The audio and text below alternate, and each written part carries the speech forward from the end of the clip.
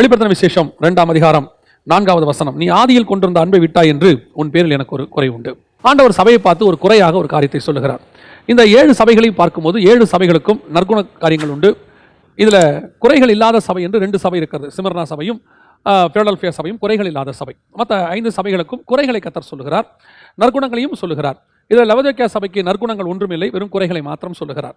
சபைக்கு கொடுக்கிற ஆண்டவர் இந்த காரியங்கள் எல்லாம் கொடுத்திருக்கும் பொழுது நாம் ஒன்றை புரிந்து கொள்ள வேண்டும்.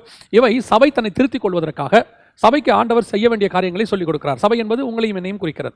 நாம் என்ன செய்ய வேண்டும், என்ன பண்ண வேண்டும் என்பதை, என்னென்ன காரியங்கள் எப்படி எப்படி நடந்து கொள்ள வேண்டும் என்பதை ஆலோசனைகளாக இந்த 7 சபைகளுக்கும் கொடுக்கப்பட்டு, அதில் எபேசு சபையை பார்த்து கர்த்தர் சொல்ற ஒரு மிக முக்கியமான வார்த்தை என்னவென்றால், நீ ஆதியில் கொண்டிருந்த அன்பை விட்டாய் என்று உன் பேரில் எனக்கு ஒரு குறை உண்டு.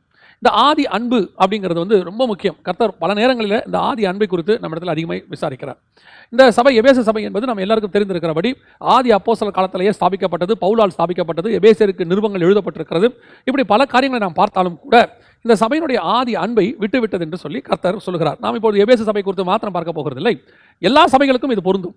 அதுவும் இந்த கடைசி காலத்திலே கர்த்தர் எல்லா சபைகளுக்கும் சொல்லக்கூடிய மிக முக்கியமான வார்த்தைகள் ஒன்று என்னவென்று சொன்னால், ஆதி அன்பை நீ விட்டு விட்டாய். இந்த ஆதி அன்பு ஆவிக்குரிய வாழ்க்கையில் நாம் ஆண்டவரை தேட ஆரம்பித்த போது நாம் அவர் மேல் செலுத்தின ஒரு அன்பு இருக்கிறது.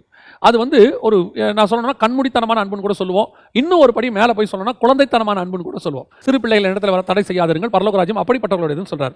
அதோட அர்த்தம் என்ன அப்படின்னு கேட்டிங்கன்னா, அதில் ஒரு காரணம் என்னன்னு கேட்டிங்கன்னா, அந்த சிறு பிள்ளையோட இருதயம் எப்படி இருக்கும் என்று சொன்னால், எதை சொன்னாலும் விசுவாசிக்கும், எதை சொன்னாலும் நம்பும்.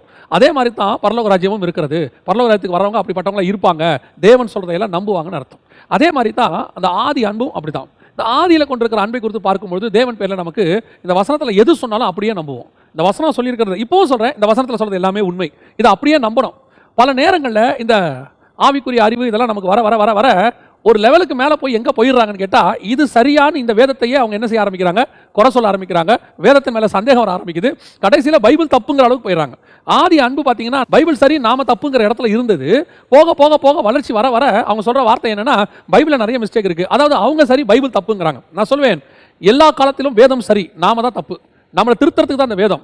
நாம் இந்த வேதத்தினுடைய பல முகங்களை இன்னும் பார்க்கவே இல்லை, பல டைமென்ஷன்ஸை இன்னும் பார்க்கல. சயின்ஸ் எப்பவுமே பார்த்தீங்கன்னு சொன்னால், ஒரு விஷயத்தை பார்க்கலாம் இல்லைன்னு சொல்லுவாங்க. சயின்ஸ் அதான் அறிவியல். ஒரு விஷயத்தை பார்க்கலன்னா அது இல்லை. ஆனால் வேதத்தை பொறுத்த வரைக்கும் புதிய ஏற்பாட்டு சபை கர்த்தர் கொடுத்துருக்கிறதே என்னன்னு கேட்டிங்கன்னா, கண்டு விசுவாசிக்கிறவனையும் காணாமல் விசுவாசிக்கிறவன் தான் பாக்கியவான். நீ பார்க்காதவங்களே விசுவாசிங்கிறது. அடுத்த ஆண்டவர் சொல்றாரு, காணாதவைகள் நித்தியமானவைகள். சயின்ஸ் சொல்றது காணாதவைகள் இல்லைன்னு, ஆனால் ஆண்டவர் சொல்றாரு காணாதவைகள் நித்தியமானவைகள்னு சொல்றாரு. அப்போ இந்த ஆதி அன்பு எப்படிப்பட்டதா இருக்கும் தெரியுமா? அந்த காணாதவைகளை விசுவாசிக்கும்.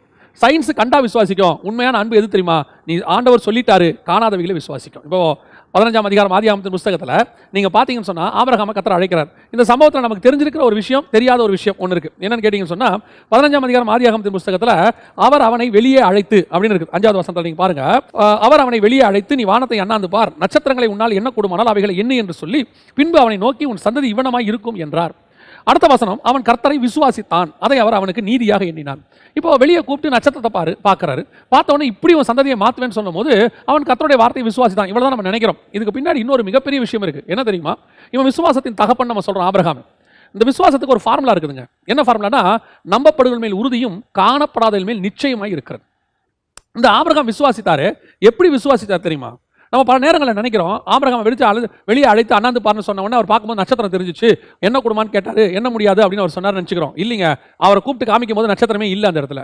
எப்படி சொல்றீங்க அப்படின்னு கேட்டீங்கன்னா, தொடர்ந்து வாசிக்கிட்டே வாங்க.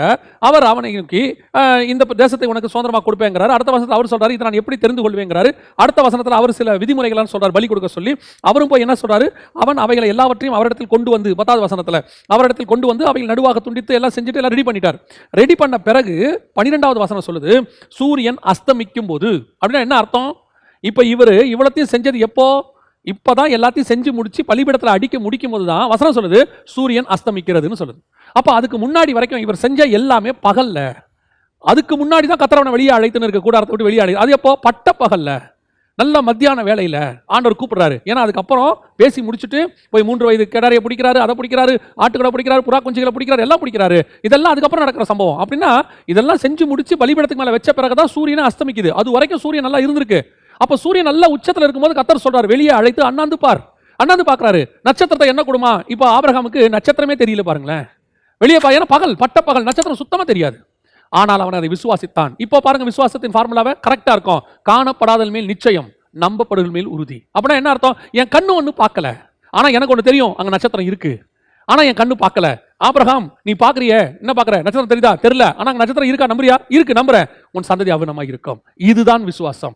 இந்த விசுவாசம் தான் குழந்தைத்தனமான விசுவாசம். எங்க அப்பா ஒன்று சொல்லிட்டாரு, அவர் சொன்னாங்க இருக்கு, எனக்கு தெரியும், அது நிச்சயமா நடக்கும். இதுதான் ஆதி அன்பு. ஆரம்பத்துல பைபிள்ல எதை சொன்னாலும் நம்புவாங்க, எப்படி சொன்னாலும் நம்புவாங்க, போதகர் சொல்ற வார்த்தையை அப்படியே ஏற்றுக்கொள்வாங்க. அப்போ போக போக போக நமக்கு என்ன ஆகுதுன்னா, இந்த நிறைய வேத அறிவு வரும்போது, நான் இப்பவும் சொல்றேன், வேத அறிவு எதுக்கு கொடுக்கப்பட்டிருக்குன்னா, இதுல உள்ளதை விசுவாசிக்கிறதுக்கு தான் அதிக வேத அறிவு. வேத அறிவு வளர வளர நம்ம என்ன செய்யணும்னா இதை நம்பணும். பாருங்க, சயின்ஸ் நிறைய படிக்க படிக்க சயின்ஸ் அவன் விரும்புவான், சயின்ஸை நம்புவான். மெடிக்கல் நிறைய மெடிசன் படிக்க படிக்க மருத்துவத்தை விரும்புவான். நிறைய படிக்க படிக்க மருத்துவம் பொய்ன்னு சொல்ல மாட்டான். நிறைய படிக்க படிக்க இன்ஜினியரிங் பொய்ன்னு சொல்ல மாட்டான். அதுல அவன் இன்னும் மேலான காரியங்களை செஞ்சுட்டே போவான். அதை இன்னும் அது மேல இன்ட்ரெஸ்ட் ஆவான். இன்னும் அதுக்குள்ள நிறைய காரியங்கள் செய்யணும்னு விசுவாசிப்பாங்க. அதே மாதிரி தான் நான் சொல்றேன், வேதத்துல வளர வளர வேதத்தின் மேல டவுட் வரக்கூடாது. வேதத்தை நிறைய வளர வளர வளர கர்த்தர் சொன்ன வார்த்தை மேல சந்தேகம் வரக்கூடாது. அது மேல இன்னும் பாசம் வரணும். அதான் நான் சொல்றேன், இந்த வேதத்தை படிக்க சங்கீதக்காரனுக்கு அப்படிதான் இருக்கு. அதை படிக்க படிக்க படிக்க ஆவலாய் உட்கொண்டாராம் அவரு. அதான் சீஷர்கள் சொல்றாங்க, நித்திய ஜீவ வசனங்களும் இடத்துல உண்டே. அப்ப அந்த ஆதி அன்பு, ரட்சிக்கப்பட்ட புதுசுல ஆண்டவர் மேல ஒரு அன்பு இருந்தது தெரியுமா? அது இருக்கா? ஏதோ என்னோட சுய கருத்தை நான் உங்களுக்கு சொல்லல, நீங்க நல்லா கவனிச்சு பாருங்க. எரேமியா புத்தகம் 2ஆம் அதிகாரம் 2ஆம் வசனத்துல ஆண்டவர் ஒரு காரியத்தை சொல்றார். எரேமியாவின் புத்தகம் 2ஆம் அதிகாரம் 2ஆம் வசனத்தை வாசித்து பாருங்க. நீ போய் எருசலேமின் செவிகள் கேட்க கூப்பிட்டு சொல்ல வேண்டியது என்னவென்றால், விதைக்கப்படாத தேசமாகிய வனாந்தரத்தில் நீ என்னை பின்பற்றி வந்த உன் இளவயது பக்தியையும் நீ வாழ்க்கைப்பட்ட போது உனக்கு இருந்த நேசத்தையும் நினைத்திருக்கிறேன். இந்த ஆதி அன்பு நான் என்ன, இங்க ரெண்டு காரியத்தை சொல்றார், ரெண்டு விஷயத்தை சொல்றார். ஒன்று, நீ வனாந்தரத்தில் என் பின்பற்றி வந்த உன் இளவயது பக்தி. எப்படி? ஸ்டார்டிங்ல வனாந்தரத்துல எகிப்துல தேவன் விடுதலையாக்கி கொண்டு வரும்போது, அந்த செங்கடலை கடந்து வரும்போது அவங்களுக்கு தேவன் மேல ஒரு பக்தி இருந்துச்சு. ஆடி பாடி சந்தோஷமாக அந்த வனாந்தரத்தின் பாதையில போக போக போக அந்த காலம் தள்ள தள்ள அவர்களுக்கு முறுமுறுப்புகள் வர தொடங்கியது, அவிசுவாசம் வர தொடங்கியது. அதற்கு பிறகு எகிப்துக்கு போலாங்கிற முடிவுக்கு வராங்க, நாங்க திருப்பி எகிப்துக்கே போவோம் அப்படின்னு. அப்ப அந்த 40 வருஷம் ஆக ஆக அவர்களுக்கு அந்த விசுவாசம் காலம் செல்ல செல்ல போகுது. ஆனா ஆண்டவர் சொல்றாரு, நீ அந்த ஸ்டார்டிங்ல என்ன நம்பி புறப்பட்ட பாரு, இளவயது பக்தி. எப்பவுமே ரட்சிக்கப்பட்ட புதுசுல ஆண்டவர் மேல ஒரு பாசம் வரும், அன்பு வரும். என்ன கேட்டா அது ஒரு வெறி மாதிரி இருக்கும். சர்ச்சுக்கு போகணும், வேதத்தை தியானிக்கணும், நமக்கு வந்துட்டு நல்ல ஜெபம் பண்ணணும். அதை விட என்ன இருக்கு தெரியுமா? பார்க்குறவங்களுக்குலாம் சுவிசேஷம் சொல்லணும்னு தோணும். ரட்சிக்கப்பட்ட புதுசுல யாருக்கெல்லாம் சுவிசேஷம், யாரை பார்த்தாலும் சொல்ல தோணும், துரு துரு துருன்னு சொல்லுவோம். நிறைய பேரை சபை கூட்டு வரணும்னு தோணும். அது வருவாங்க வரமாட்டாங்க ரெண்டாவது விஷயம், ஆனா தோணும். அதை கர்த்தர் நினைச்சிருக்கிறாராம். அந்த அந்த ஆதியில கொண்டிருந்த அன்பு நம்ம நல்ல ஆவிக்குரிய வாழ்க்கையில் வளர்ந்த பிறகு, நான் என்னுடைய ஆவிக்குரிய வாழ்க்கையில் நான் என்ன வச்சே நான் சொல்றேனே, ஆரம்பத்தில் ரட்சிக்கப்பட்ட புதுசுல சைக்கிளில் தான் போவோம் எல்லா இடத்துக்கும். யாராவது லிஃப்ட் கேட்டாங்கன்னா போதும், சந்தோஷமா ஜோம் பண்ணிட்டே போவோம். யாராவது லிஃப்ட் கேட்கணும் ஆண்டவரே, யாராவது லிஃப்ட் கேட்டா போதும், இறக்கி விடுறதுக்குள்ள காஸ்பல் சொல்லிடுவேன், சுவிசேஷம் கண்டிப்பா சொல்லிடுவேன். ஒரு சில நேரத்தில் சொல்ல முடியாம போயிடும், சில சூழ்நிலையில மனசு வாதிக்கும். ஐயோ, ஒரு ஆத்மாவை விட்டுட்டோமே, கர்த்தர் நம்மளை நம்பி ஒரு ஆத்மாவை கொடுத்தாரு, அவங்க சுவிசேஷம் சொல்லாம விட்டுட்டோமே, எத்தனை நாள் வாதிக்கப்பட்டிருக்குது. சைக்கிளில் ஏறி இறங்கறதுக்குள்ள அது 2 நிமிஷமோ 5 நிமிஷமோ அந்த ரோடு இறங்கறதுக்குள்ள சொல்லி முடிச்சிருவோம். ஆதி அன்பு, கர்த்தர் மேல வச்ச பாசம் இன்னைக்கு அப்படி இருக்குதா? இன்னைக்கு அப்படி தோணுதா? இன்னைக்கு நம்ம உண்டு, நம்ம வேலை உண்டு. நம்ம இன்னைக்கு எப்படி இருக்கிறோம்? நம்ம ஆவிக்குரிய வாழ்க்கை எப்படி இருக்குது? வந்தோம், ரட்சிக்கப்பட்டோம், ஞானஸ்நானம் எடுத்தோம், அபிஷேகம் பெற்றோம். அதுக்கப்புறம் போக போக போக நம்ம குடும்பத்தை நம்ம கூட சர்ச்சுக்கு போயிட்டு வரதே பெரிய விஷயமா இருக்குது. ஏன்னா அந்த அளவுக்கு பிஸி, டென்ஷன். இப்போ நமக்கு அந்த அன்பு போயிருச்சு ஆண்டவர் மேல. அதான் ஆண்டவர் சொல்றாரு, நீ இளம் வயதில் நீ கொண்டு இருந்த அந்த பக்தி இருக்குதேப்பா, அது ரொம்ப பெருசு. அப்போ நம்ம என்ன பண்ணோம் நீங்க கொஞ்சம் யோசிச்சு பாருங்களேன். அதை இப்போ உட்காந்து பார்த்தா சிலர் சொல்லுவாங்க, அது என்னங்க நீ முட்டாள்தனமா நான் பண்ணியிருப்பேன், அதெல்லாம் இப்போ நினைச்சா சிரிப்பா வருது. இல்ல, கர்த்தர் அதை நினைச்சிருக்கிறாருன்னு இருக்குது. நம்ம குழந்தைத்தனமா சில காரியங்கள் ஆண்டவருக்காக பண்ணோம் பாருங்களேன், அதை கர்த்தர் நினைச்சிட்டே இருந்தாராம். அன்னைக்கு அவன் எப்படி பண்ணான் தெரியுமா? எனக்காக எவ்வளவு வைராக்கியம் தெரியுமா? அன்னைக்கு வீட்டை பகச்சிக்கிட்டு வந்தவங்க எத்தனை பேர் இருக்கிறாங்க, பைபிளோட கையில வந்தவங்க. அதை விட பெருசு, இன்னைக்கு யாராவது ஒருத்தர் ஒரு வார்த்தை சொன்னா சுருக்குன்னு குத்துது இல்லை நமக்கு, எங்களை பார்த்து வார்த்தை சொல்லிட்டீங்களான்னு. ஆனா அந்த இள வயதில் ஆண்டவருக்கு எவ்வளவு அடி வாங்கியிருக்கிறோம், நம்ம எவ்வளவு திட்டுக்கிட்டு இருக்காங்க. அதெல்லாம் நம்ம சந்தோஷமா ஏற்றுக்கொண்டோம். வந்து ஜெபத்துல சொல்லுவோம், ஆண்டவருக்காக இது செஞ்சோம், எங்க வீட்டில் என்ன இப்படி அடிச்சாங்க, கர்த்தருக்காக செஞ்சோம். இன்னைக்கு நமக்கு யாராவது ஒரு வார்த்தை சொன்னா உடனே சுருக்குங்குது, என்ன பார்த்து இப்படி சொல்லிட்டீங்களே. ஒரு காலத்துல இதே ஆண்டவருக்காக எவ்வளவு அடி வாங்கியிருக்கிறோம் நம்ம. இன்னைக்கு கர்த்தருடைய வசனத்தை பேசுறதுனால கொஞ்சம் பேர் வந்து எதிர்ப்பு தெரிவிச்சோன்னா மனசு தோணுது, ஐயோ என்ன இப்படி பேசுறாங்களே, வசனம் தானே பேசணும், ஏன் ஆண்டவரே, ஏன் இளம் வயதில் நீ இதே மாதிரி திட்டு வாங்கும்போது நமக்கு சந்தோஷமா இருந்துச்சு, இப்பவும் அந்த சந்தோஷம் இருக்கணும். ஏன் தெரியுமா? அன்னைக்கும் சரி இன்னைக்கும் சரி நாம படுகிற பாடுகள் நமக்காக அல்ல, கிறிஸ்துவுக்காக, கிறிஸ்துவின் நிமித்தம் அந்த அன்பு இருக்கணும், கிறிஸ்துவின் மேல இருக்கிற அன்பு இருக்கணும். நான் ஆண்டவர் மேல அன்பா இருக்கிறேன், அவருக்காக நான் சகிக்கிறேன். இளவயது பக்தி. அந்த இளவயது பக்திக்கு நல்ல அடையாளம் யார் தெரியுமாங்க? தாவீது. இளவயது பக்தி. எனக்கு சமீபத்தில் ஒருத்தர் சொன்னாரு, ரொம்ப அற்புதமா இருந்துச்சு அந்த தாட், ரொம்ப நல்லா இருந்துச்சு. நல்ல தாட் யார் சொன்னாலும் நம்ம சொல்றது ஒன்றும் தப்பு கிடையாது, நான் சொல்லியே தான் சொல்றேன். இது எனக்கு ஒரு சகோதரன் விதமாய் சொன்னார், ரொம்ப ஒரு ஊழியக்காரர் எனக்கு விதமாய் சொன்னார். அதாவது சாமுவேல் என்ன செய்யறாரு, சவுலுக்கு பதிலாக கர்த்தர் வந்து ராஜாவை அபிஷேகம் பண்ண சொல்றார். ராஜாவை அபிஷேகம் பண்ண சொல்லும் போது சாமுவேல் போயிட்டு என்ன செய்யறாரு, எல்லாரையும் பரிசுத்தம் பண்றாரு. அந்த இடத்துல நீங்க பாருங்க, 1 சாமுவேல் புத்தகம் 16ஆம் அதிகாரத்துல 4வது வசனம். கர்த்தர் சொன்னபடியே சாமுவேல் செய்து பெத்லெகேமுக்கு போனான். அப்பொழுது அவ்வூரின் மூப்பர் தத்தளிப்போட அவனுக்கு எதிர்கொண்டு வந்து, நீ வருகிறது சமாதானமா என்றார்கள். அதற்கு அவன் சமாதானம் தான் என்று சொன்னான். மேலும் ஈசாயும் அவன் குமாரரையும் பரிசுத்தம் பண்ணி அவர்களை பலி விருந்துக்கு அழைத்தான். 5வது வசனம். எல்லாரையும் பரிசுத்தம் பண்ணி கூப்பிட்டாச்சு, வந்து நின்னுட்டாங்க. இப்போ ஆண்டவர் சொல்றாரு, நீ முகத்தை பார்க்குற, நான் முகத்தை பார்க்கறதுல இருதயத்தை பார்க்குறேன், இன்னும் ஒருத்தருக்கா அவனை வர சொல்லு அப்படிங்கிறாரு. இப்போ ஈசா கிட்ட கேட்குறாரு, நீ வந்துட்டு உனக்கு இவ்வளோ தான் பையனா, வேற யாராவது இருக்கிறாங்களா? அப்போ அவர் சொல்றாரு, வேற ஒரு பையன் இருக்கிறான், அவன் ஆடு மேய்ச்சிக்கிட்டு இருக்கிறான், அவனையும் வர சொல்லு. இப்போ அவர் வராரு. அவரை பார்த்த உடனே சாமுவேல் உட்காந்துருக்கிறாரு. கர்த்தர் சொல்றாரு, இவன் தான் எழுந்து அபிஷேகம் பண்ணுனாரு. உடனே சாமுவேல் எழுந்திரிச்சு போய் என்ன செஞ்சிட்டாரு? அபிஷேகம் பண்ணிட்டாரு. இங்க ஒரு விஷயத்தை நல்லா கவனிச்சிங்களா? மற்ற எல்லாரையும் ராஜாவா அபிஷேகம் பண்றதுக்கு முன்னாடி சாமுவேல் பரிசுத்தம் பண்ணின்னு இருக்கு. எல்லாரையும் பரிசுத்தம் பண்ணி ரெடி ஆகுறாரு அபிஷேகம் பண்றதுக்கு. இங்க தாவீதை என்ன பண்ணல? பரிசுத்தம் பண்ணல. தாவீதை வந்து ஓகேப்பா நீ போய் பரிசுத்தம் பண்ணிட்டு வா, நான் அவனை எதுவுமே செய்யல, போய் அவன் தலையில அபிஷேகம் பண்ணிட்டாரு. அப்ப ஏன் பரிசுத்தம் பண்ணல? இவங்களெல்லாம் பரிசுத்தம் பண்ணாங்களே, ஏன் தாவீதை மட்டும் பரிசுத்தம் பண்ணல? அவர் அர்த்தம் என்ன தெரியுமா? தாவீது வனாந்தரத்துல இருந்து வர ஆடு மேய்ச்சிட்டு இருந்தவன், இவங்க எல்லாம் வீட்டுக்குள்ள இருந்தவங்க, இவர்கள் வீட்டுக்குள்ள இருந்த இவர்களை பரிசுத்தம் பண்ண வேண்டி இருந்தது. ஆனால் வனாந்தரத்தில் ஆடு மேய்த்து கொடுத்தான தாவீது அவனை பரிசுத்தம் பண்ண வேண்டியதில்லை. அவன் எப்பொழுதுமே தேவனோடு கூட சஞ்சரிக்கிறவனாக இருந்தான். அவனை தனியாக பரிசுத்தம் பண்ணவே வேண்டியதில்லை. அவன் வனாந்தரத்தில் ஆண்டவர்கிட்ட உட்காந்து அவன் பாட்டு பாடி சந்தோஷமா இருந்துகிட்டு, அவன் சிங்கத்தின் வாயை கிழிச்சிக்கிட்டு, கரடியின் வாயை கிழிச்சிக்கிட்டு கர்த்தரோட ஜாலியா இருக்கிறான். அதனால தான் கோலியாத்தை பார்த்தா அவனுக்கு பயமே வரல. அவனுக்கு சிங்கமும் ஒன்று தான், கரடியும் ஒன்று தான், கோலியாத்தும் ஒன்று தான். ஏன்? அதை எந்த நாமத்தில் ஜெயிச்சனோ இந்த நாமத்தில் அதையும் ஜெயிச்சுட்டு போயிடுவேன். அதனால தான் எருசலேமுக்கு அவன் ஆடிட்டு வரும்போது சொல்றான், ஆடுகளுக்கு பின்னால் அலைந்து கொண்டிருந்த என்னை அப்பவே கர்த்தரை செலக்ட் பண்ணிட்டாருங்கிறான். அப்ப கர்த்தரோட அபிஷேகம் பண்ண பரிசுத்தமே பண்ணல பாருங்க சாமுவேல். அவன் அப்ப என்ன அர்த்தம்? அவன் எப்பவுமே பரிசுத்தமா இருந்தான், எப்பவுமே தேவனோட சஞ்சரிக்கிறவனா இருந்தான். தனியா அவனை செய்ய வேண்டிய அவசியமே இல்ல. இதான் ஆதி அன்பு. அந்த அன்பு சாவர வரைக்கும் தாவீதுக்கு தேவன் மேல இருந்துச்சு. அந்த அன்பு தான் உங்களுக்கு எனக்கு இருக்கணும். நீங்க ரட்சிக்கப்பட்ட புதுசுல எப்படி இருந்தீங்க? அபிஷேகம் பெற்ற புதுசுல எப்படி இருந்தோம்? அபிஷேகம் பெற்ற புதுசுல போகும்போது வரும்போது அப்படியே அந்நிய பாஷைகளை பேசிக்கிட்டு போகிறது என்ன, வரது என்ன, அப்படியே ஒரு சான்ஸ் கிடைச்சா உடனே ஒரு சுவிசேஷம் சொல்றது என்ன, ஒரு டைம் கிடைச்சா பைபிள் வாசிக்கிறது என்ன, ஒரு ஊழியம் பண்றதுக்கு ஒரு வாய்ப்பு கிடைச்சா உடனே வீட்டுக்கு தெரியாம போய் ஊழியம் பண்ணிட்டு வந்தது என்ன, எவ்வளவு இருந்துச்சு, எவ்வளவு காரியங்கள் செஞ்சோம். இன்னைக்கு அது இருக்குதா? இன்னைக்கு கேட்டா நாங்க ரொம்ப பிஸி. ஏன்? அன்னைக்கு நமக்கு சம்பாத்தியமே குறைவு. அன்னைக்கு கிடைச்ச வேலைக்கு போனா நல்லா சம்பாதிக்க முடியும். அன்னைக்கு எல்லாத்தையும் தியாகம் பண்ணி தான் ஆண்டவருக்கு செஞ்சோம். அன்னைக்கு கிடைச்ச நேரத்தை கர்த்தருக்கு செலவு பண்ணோம். இன்னைக்கு நமக்கு அதை விட அதிக நேரம் இருக்கு, அதை விட அதிக சம்பாத்தியம் இருக்கு. இன்னைக்கு நம்ம நினைச்சா அதை விட 2 மடங்கு ஊழியம் பண்ணவும் முடியும், அதை விட ஆண்டவருக்கு அதிகமா டைம் ஸ்பெண்ட் பண்ணவும் முடியும். இல்லாமைகளிலே உண்மையா இருந்த நாம் இன்னைக்கு இருக்கும்போது உண்மையா இருக்கிறோமா? அதான் எப்போ எனக்கு ஆண்டவர் சொல்லி கொடுத்தது ஒண்ணுதான். என்ன தெரியுமா? ஒரு சபை, அதான் நாம உபத்திரவத்திலும் இல்லாமையிலும் குறைவுகளிலும் உண்மை உள்ளவர்களாக இருப்போம். தேவன் மேல அன்பா இருப்போம். ஆண்டவர் எப்படி என்ன காப்பாத்திடுவார்னு சொல்லுவான். விசுவாச அறிக்கை பண்ணுவோம். ஆண்டவருக்கு முன்பாக நிறைய வசனங்கள் எடுத்து பேசுவோம். ஆனா ஆசீர்வாதம் வந்த பிறகு ரொம்ப பிஸி. நடந்து வர விசுவாசி என்னைக்குமே கரெக்டா வரும் சர்ச்சுக்கு. பஸ்ல வர விசுவாசி கரெக்டா ஓடி வந்துடும். பயந்து பயந்து விறுவிறுக்க ஓடி வந்துருவாங்க. பெரும்பாலும், நான் எல்லாரையும் சொல்லல, பெரும்பாலும் இந்த வண்டி வந்து கார் வந்துருச்சுன்னு வச்சுங்க, லேட்டு தான், 10 நிமிஷம் லேட்டு தான், 1/2 மணி நேரம் லேட்டு தான். கேட்டு பாருங்க, பயங்கர டிராஃபிக். ஆனா அதே விசுவாசி கார் வாங்குறதுக்கு முன்னாடி பஸ்ல வரும்போது 10 நிமிஷம் முன்னாடி வந்துருவாங்க. வந்து பாயெல்லாம் போடுவாங்க, சர்ச்சில் பெருக்கெல்லாம் செய்வாங்க. ஆனா ஒரு வசதி வந்த பிறகு எப்பவுமே சரி அந்த ஆதி அன்பை கர்த்தர் நினைச்சு கொண்டே இருக்கிறார். அதுதான் தாவீது கிட்ட ஸ்பெஷல். அதனாலதான் தாவீது டோட்டல் பைபிள்லையுமே ஒரு மனுஷன் பேர் அதிகமா இருக்குதுன்னா தாவீது பேர் தான். 1000 தடவைக்கு மேல இருக்குதாமா. அத்தனை அளவுக்கு ஆண்டவர் தாவீதை நேசிக்கிறார். எந்த புத்தகத்துல தாவீது வந்துட்டானோ அதுக்கப்புறம் வெளிப்படுத்தின விசேஷம் வரைக்கும் தாவீது வருவாப்ல, எல்லா இடத்துலயும் வருவார். அது காரணம் அந்த ஆதி அன்பு, இளவயது பக்தி. 2வது கர்த்தர் சொல்றார் எரேமியா 2:2, நீ வாழ்க்கைப்பட்ட போது உனக்கு இருந்த நேசம். அந்த வாழ்க்கைப்பட்ட போது இந்த நேசத்தை நம்ம எக்ஸ்பிளைன் பண்ணியிருக்கிறோம். ஆனா இன்னும் ஒரு விஷயம் நான் சொல்லுகிறேன். கல்யாணமான புதிதுல ஒரு மணமகன் வீட்டுக்கு வந்து விடுவாங்க. விட்ட பிறகு அந்த மணமகன் இந்த விருந்து காரியங்கள்லாம் முடிச்சுட்டு அவரு வேலைக்கு போயிடுவார். அந்த வீட்டில் அந்த அம்மா இருக்கும், கூட சொந்தக்காரங்களாம் இருப்பாங்க, எல்லா பொருளும் இருக்கும், எல்லா விதமான ஆசீர்வாதம் இருக்கும், எல்லாமே சுத்தி எல்லாம் பர்ஃபெக்டா இருக்கும், எந்த கவலையும் இருக்காது. ஆனால் அவள் இருதயமோ வெளியே போயிருக்கிற மணவாளனே தேடிட்டு இருக்கும். ஏன்னு சொன்னா அங்க இருக்கிற எல்லாமே அந்த அம்மாவுக்கு அந்நியமா இருக்கும். அந்த அம்மாவுக்கு அப்ப இருக்கிற ஒரு நெருங்கிய சொந்தம் யாருன்னா வெளியே போயிருக்க மணவாளன் மட்டும்தான். இத்தனைக்கும் அவரும் புதுசா வந்தவர் தான். ஆனால் அவரை திருமணம் பண்ணிட்டோம், ஒரு பந்தம் வந்துருச்சு, இனி எனக்கு எல்லாமே அவர் தான், அவர் எனக்கு தான் அப்படிங்கிற ஒரு தாட் வந்த பிறகு சுத்தி இருக்கிற எல்லாருக்குமே அந்நியமா படுவாங்க. அந்த வீட்டில் இருக்கிறவங்க சொல்லுவாங்க, ஏமா இப்படி தனியாக உட்காந்துருக்கிற, வந்து பேசி எல்லாத்தையும், எல்லாம் நம்ம சொந்தக்காரங்க தான், வந்து சாப்பிடுமா, கொஞ்சம் கலகலப்பாயிரு, எல்லாத்தையும் பேசுவேன், வெளியே உட்காரலாம் சொல்லுவாங்க. ஆனா இருதயம் ஒத்துக்காது. நான் சொல்றது வாழ்க்கைப்பட்ட புதுசுல அப்படியே வெளியே போயிருக்கிற மணவாளனே தேடும். அப்ப தேடி அவர் வந்த ஒருவரை அவர் வர நேரம் பார்த்த உடனே அலங்காரம் பண்ணி ரெடி ஆகி அவரை சந்திக்க ரெடி ஆவாங்க. அப்படி முகங்கள்லாம் கழுவி அவர் வந்த உடனே அவர் வெளியே கூட்டிட்டு போவார்னு ஒரு நம்பிக்கையில் அவர் வந்த உடனே வெளியே போலான்னு சொன்ன உடனே ஒரு பெரிய சந்தோஷம். இது வாழ்க்கைப்பட்ட போது இருந்த நேசம். இதுதான் இன்னைக்கு ஆண்டவர் நம்மகிட்ட எதிர்பார்க்கிறார். எப்படி ரட்சிக்கப்பட்ட புதுசுல எப்போ நம்ம எப்படி இருந்தோம் தெரியுமா?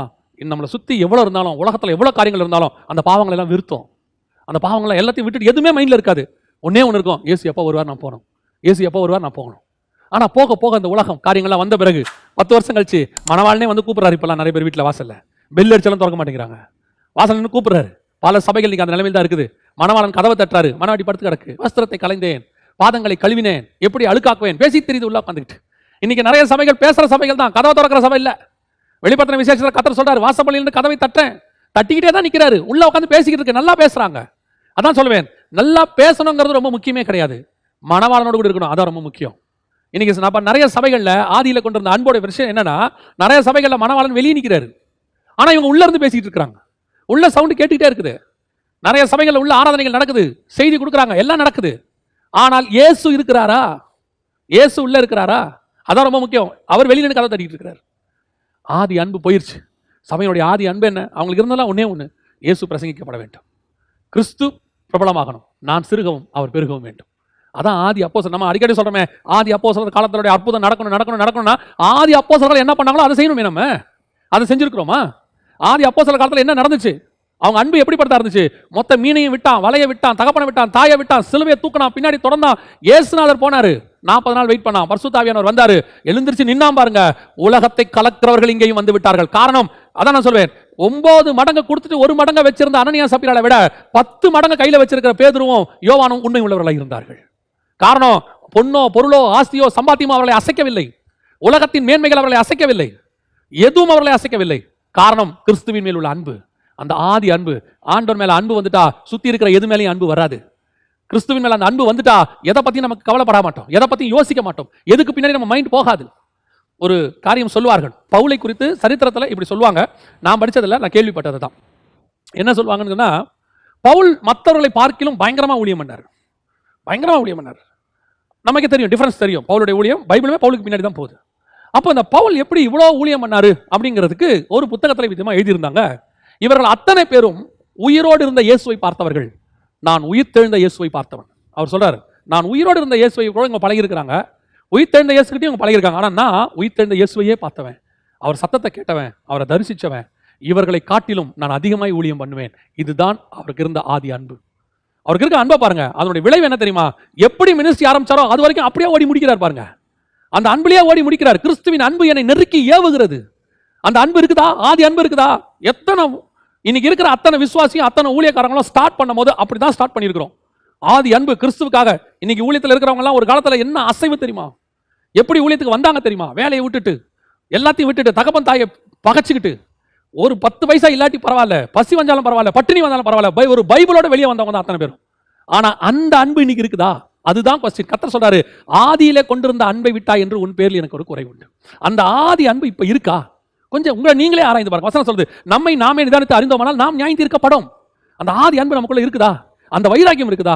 கிறிஸ்துவுக்காக எதையும் இழக்கிற வைராக்கியம். ஒரு பீரியட்ல கிறிஸ்துவுக்காக எல்லாத்தையும் இழந்த நாம தான் இன்னைக்கு கிறிஸ்துவ வச்சு எல்லாத்தையும் சம்பாதிக்க விரும்புறோம், கிறிஸ்துவ வச்சு எல்லாத்தையும் சேர்க்க விரும்புறோம். அதுக்கு என்ன சொல்றோம்? ஒரு காலத்துல கஷ்டப்பட்டேன், ஒரு காலத்துல பாடு அனுபவிச்சேன், அதுக்கு பிரதிபலனாக கர்த்தர் எனக்கு இது எல்லாவற்றையும் கொடுத்திருக்கிறார். அப்படின்னா பவுலுக்கு எவ்வளவு கொடுத்திருக்கணும்?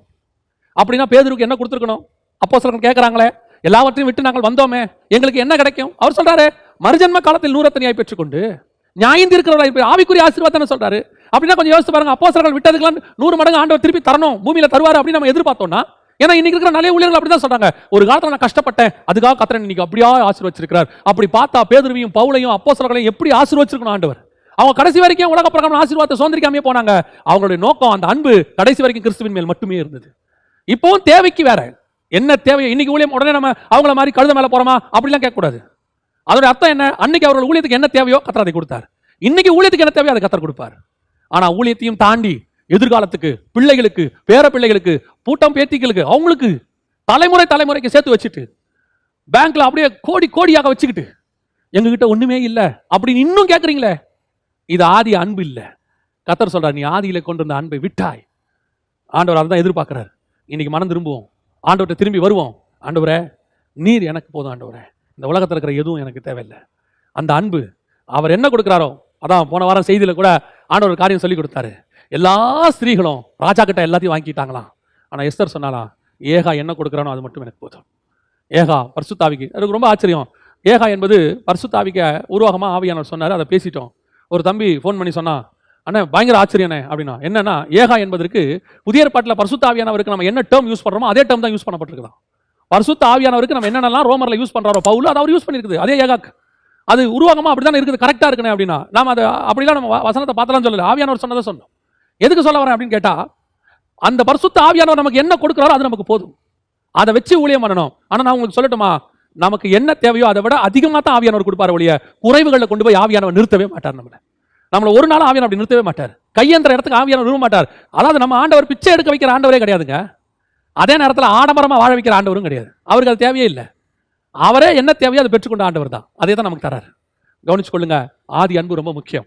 அந்த அன்புக்கு நம்ம திரும்பணும், மனம் திரும்பணும், திருப்பி ஆண்டவர்கிட்ட வரணும். ஒருவேளை இவ்வளவு சத்தியத்தையும் கேட்டு ஒரு கூட்டம் ஆதி அன்பை திரும்பாது, என்ன சொன்னாலும் கேட்காது. ஆடா போங்க, சத்தியம் கேட்கறதுக்கு எல்லாம் நல்லா தான் இருக்கு, பிராக்டிக்கலா கஷ்டம், பிராக்டிக்கலா செய்ய முடியாது. பல நேரங்களில் பல சபைகள் இப்படி செய்யுது, பலர் இப்படி செய்யறாங்க. ஆண்டவர் கொடுக்குற வார்த்தையை அசட்டை பண்ணுதல், ஆண்டவர் சொல்லி சொல்லி பல நேரங்களில் பேசுறாரு. அப்படி பேசியும் கேட்காத சபைகளுக்கு கர்த்தர் என்ன நியாய தீர்ப்பு கொடுக்க போகிறார் என்பதை இங்கேயே சொல்றார். வெளிப்படுத்தின விசேஷம் 2ஆம் அதிகாரத்துல ஆண்டவர் சொல்றாரு 5வது வசனத்துல, நீ என்ன நிலைமையில் விழுந்தாய் என்பதை நினைத்து மனம் திரும்பு, ஆதியில் செய்த கிரியைகளை செய்வாயாக, ஆதி அன்பு செய்வாயாக, இல்லாவிட்டால் நான் சீக்கிரமாய் உன்னிடத்தில் வந்து நீ மனம் திரும்பாத பட்சத்தில் உன் விளக்கு தண்டை அதனிடத்திலிருந்து நீக்கி போடுவேன்னு ஆண்டவர் சொல்றாரு. நீ மனம் திரும்பாத பட்சத்துல சீக்கிரமாக விளக்கு தண்டை அதனிடத்துல நீக்கி போடுவேன். கர்த்தர் கொடுக்கிறதான நியாய தீர்ப்பு என்ன செய்ய போறாரா, விளக்கு தண்டை தூக்க போறார் ஆண்டவர். விளக்கு தண்டை அதன் இடத்திலிருந்து நீக்கி போடுவேன், அது இருக்கிற இடத்துல இருந்து எடுத்துருவேன். விளக்கு தண்டை, விளக்கு தண்டுனா என்னங்க? வெளிப்படுத்தின விசேஷத்துல விளக்கு தண்டு என்பது எதை குறிக்கிறது? வெளிப்படுத்தின விசேஷம் 11ஆம் அதிகாரம் 4வது வசனம் சொல்லுகிறது, பூலோகத்தில் ஆண்டவருக்கு முன்பாக நிற்கிற 2 ஒலிவ மரங்களும் 2 விளக்கு தண்டுகளும் இவர்களே அப்படின்னு இருக்கு. யாரை பத்தி? ஊழியக்காரர்களை பத்தி அங்க இருக்கு. இதே காரியம் சகரியாவின் புஸ்தகம் 4ஆம் அதிகாரத்திலும் இருக்கு. 11ஆம் வசனத்திலும் 14வது வசனத்திலும் நீங்கள் வாசிக்கும் போது அந்த ஒலிவ மரங்களும் குத்து விளக்குகளும் விளக்கு தண்டுகளும் யாருன்னு பார்த்தா அபிஷேகம் பெற்றவர்கள் இருக்கு 14வது வசனத்துல.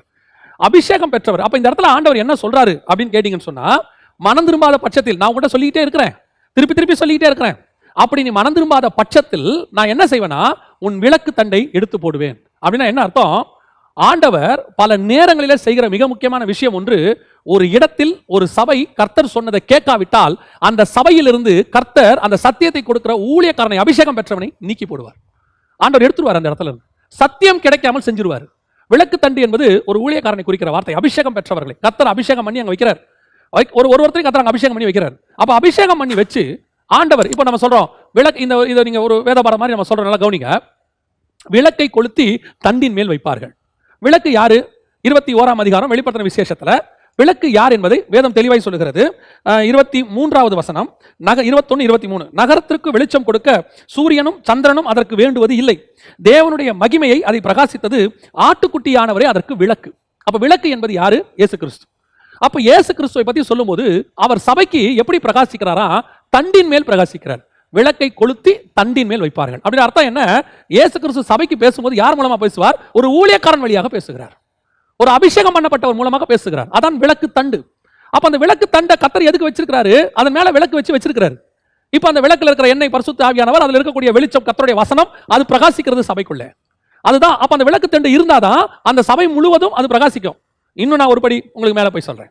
உங்களுக்கு கர்த்தருடைய வசனம் வருது இல்லைங்களா? வார வாரம் உங்க சபையில கொடுக்குறாங்க, நான் ஆன்லைன்ல கொடுக்குறாங்க, எல்லாரும் உங்களுக்கு கொடுக்குறாங்க. இந்த வசனம் எப்படி உங்களுக்கு வந்து சேருது? கொஞ்சம் அதோடைய மெத்தடை கொஞ்சம் யோசிச்சு பாருங்க. இந்த வசனம் உங்களுக்கு எப்படி வந்து சேருதுங்கிறத நீங்க புரிஞ்சுக்கிட்டீங்கன்னா, அப்போ ஒவ்வொரு வாரமும் எனக்கு இவ்வளவு ப்ரீஷியஸா தான் வசனம் வருதா, இப்படி ஒரு முக்கியமான வசனத்தை தான் நான் பெற்றுக்கொள்கிறேனா அப்படின்னு உங்களுக்கு தெரியும். நல்லா கவனிங்க. 1ஆம் அதிகாரம் வெளிப்படுத்தின விசேஷத்துல இந்த வசனத்தை சபைகளுக்கு எழுத சொல்றாரு. சபைகளுக்கு எழுத சொல்லும் போது அந்த வசனம் எங்கிருந்து எங்க வருது பாருங்க. ஃபர்ஸ்ட் 1ஆம் வசனம் சொல்லுது, சீக்கிரத்தில் சம்பவிக்க வேண்டியதை தம்முடைய ஊழியக்காரருக்கு காண்பிக்கும் பொருட்டு தேவன் இயேசு கிறிஸ்துவுக்கு ஒப்புவித்ததும். ஃபர்ஸ்ட் பிதாவாகிய தேவன் இயேசு கிறிஸ்து கிட்ட கொடுக்கிறார். இதை கொண்டு போய் ஊழியக்காரங்களுக்கு கீழே உள்ள சபைகளுக்கு கொடுத்துருங்க, சீக்கிரத்தில் சம்பவிக்க போது அப்படின்னு சொல்லி கொடுக்கிறார். அப்ப ஃபர்ஸ்ட் ஸ்டேஜ் பிதா, 2வது இயேசு கிறிஸ்து கிட்ட வருது. அடுத்து இயேசு கிறிஸ்து தம்முடைய தூதனை அனுப்பி, இயேசு கிறிஸ்துவுக்கு ஒப்புவித்ததும் இவர் தம்முடைய தூதனை அனுப்பி. அப்படின்னா என்ன அர்த்தம்? அவர் அடுத்து அந்த வசனத்தை கொடுத்து தம்முடைய தூதனை அனுப்புகிறார். யாரு? இயேசு தம்முடைய தூதனை அனுப்புகிறார். அடுத்து அந்த தூதன் வந்து யார்கிட்ட கொடுக்கிறார் பாருங்க, நல்லா கவனிங்க. தம்முடைய ஊழியக்காரனாகிய யோவானுக்கு வெளிப்படுத்தின விசேஷம் 4வது ஸ்டேஜ். ஃபர்ஸ்ட் பிதா, அடுத்து இயேசு, 3வது இயேசுடைய தூதன். அவர் வந்து யாருக்கு கொடுக்கிறாரு? யோவானுக்கு கொடுக்கிறார். அதாவது அப்போஸ்தலர் உபதேசம். இந்த அப்போஸ்தலர்களுடைய வேதம் தான், அவங்க எழுதினது தான் நமக்கு இந்த பைபிள், புதிய ஏற்பாடு. இந்த வேதம் நமக்கு அந்த இயேசு கிறிஸ்துவின் மூலமாய் தூதனை அனுப்பி அப்போஸ்தலர் வழியா கிடைக்குது. இது யோவான் நமக்கு கொடுத்தது, நிருபங்கள் பவுல் கொடுத்தது, லூக்கா கொடுத்தது, மார்க் கொடுத்தது, இப்படி எல்லாரும் யாக்கோபு எழுதுனது, யூதா எழுதுனது, எல்லா அப்போஸ்தலரும் நமக்கு எழுதி கொடுத்திருக்காங்க. இவர்கள் 12 அப்போஸ்தலர்களும் எல்லாம் எழுதி நமக்கு பக்காவாக இங்க நிறைய பேர் எழுதி கொடுத்திருக்காங்க. நம்ம வச்சிருக்கிறோம் இந்த இடத்துல 27 புத்தகம் நமக்கு தரப்பட்டிருக்கிறது. இப்போ 4வது ஸ்டேஜ் அது. யோவான் அடுத்து என்ன செய்யறாரு? வசனம் இங்க நல்லா சொல்லுது பாருங்க. எபேசு சபையின் தூதனுக்கு நீ எழுத வேண்டியது என்னவென்றால், இப்ப யோவானை பார்த்து கர்த்தர் என்ன சொல்றாரு? எபேசு சபையின் தூதனுக்கு நீ எழுத வேண்டும். இப்ப அப்போஸ்தலர் மூலமா அடுத்து யாருக்கு வருது வசனம்? சபைக்கு வருது. சபையினுடைய தூதனுக்கு தான் வருது ஃபர்ஸ்ட். இதுதான் அபிஷேகம் பண்ணப்பட்ட ஊழியக்காரன். ஒரு ஊழியக்காரன் வழியாக உங்களுக்கு வருது. ஃபர்ஸ்ட் பிதா, 2வது இயேசு, 3வது இயேசுவினுடைய தூதன், 4வது அப்போஸ்தலர், அப்போஸ்தலர் வழியாக சபையின் தூதன். இந்த வேத வசனம் நமக்கு அந்த அப்போஸ்தலருடைய உபதேசம் நம்ம ஊழியக்காரன் வழியாக உங்களுக்கு வருது. அடுத்து இந்த ஊழியக்காரனுக்குள்ள இருந்து யார் பேசுறா? வசனம் சொல்லுது 7வது வசனம், ஆவியானவர் சபைகளுக்கு சொல்லுகிறதை காது உள்ளவன் கேட்க கடவன். அப்ப என்ன ஆகுது? அடுத்து இந்த ஊழியக்காரனுக்குள்ள இருந்து யார் பேசுறா? ஆவியானவர் பேசுகிறார். ஊழியக்காரன் பேசல. ஊழியக்காரனுடைய வார்த்தை உங்களை ரட்சிக்காது, ஆவியானவருடைய வார்த்தை தான் ரட்சிக்கும். ஏன் ஒரே ஊழியக்காரன் பேசுற இடத்துல ஒருத்தர் மனம் திரும்புறா, ஒருத்தர் மனம் திரும்ப மாட்டேங்கிறான் அப்படின்னா ஆவியானவர் அவங்க கூட பேசியிருக்காரு, ஆவியானவர் இவர் கூட பேசலன்னு அர்த்தம்.